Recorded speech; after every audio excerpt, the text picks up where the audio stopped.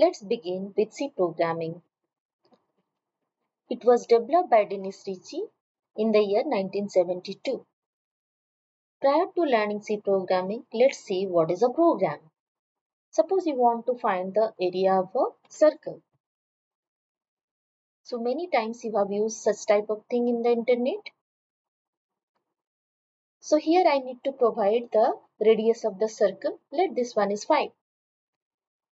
Then within a fraction of time, it is displaying you the area of the circle with radius 5. Let's take another example where I want to calculate the area of a rectangle. Here you need to provide the length 5 and the width, let it be 4. Now again, within a fraction of time, it is displaying you the area of the rectangle. You can see here this length and width you are providing. These are the inputs that we will provide, and it is going to display you the output, that is 20 for this case. Similarly, we are also going to design such type of programs which will do some tasks for us.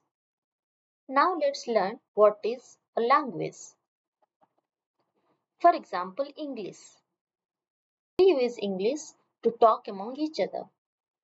And when it comes to C language, it is required to communicate between one individual and a system.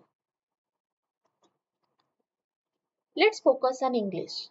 Suppose a person wants to learn English. In that case, the person has to learn all the valid alphabets in English language. For example, capital A to Z, small a to small z, 0 to 9 all digits, followed by some special symbol like question mark, exclamatory symbol, full stop, comma, colon, and so on. So these are the valid characters in English. Once the alphabets are known, then the person has to learn existing words. For example, cat, tree, dog, ball, pen, etc. So these are what? These are words, we can say reserved words, which has a special meaning in English. Once the words are known, then by using English grammar, we write sentences. For example, this is a ball. Here we have used one predefined term, that is ball, and also used grammar to form a valid sentence. Once we know the valid sentences, then we can write paragraphs, stories, and many more. Exactly same thing happened while learning C programming. First of all, we have to know the alphabets, followed by words. There are different types of words. We will see those things. Instructions. So instructions are nothing but the valid sentences in C programming, how to form, what are the grammar behind that, followed by a program. So what are the valid characters in C? So capital A to capital Z, small a to small z, digits from 0 to 9, and some special symbol. And the C tokens, the smallest individual units of a program that is meaningful to the compiler.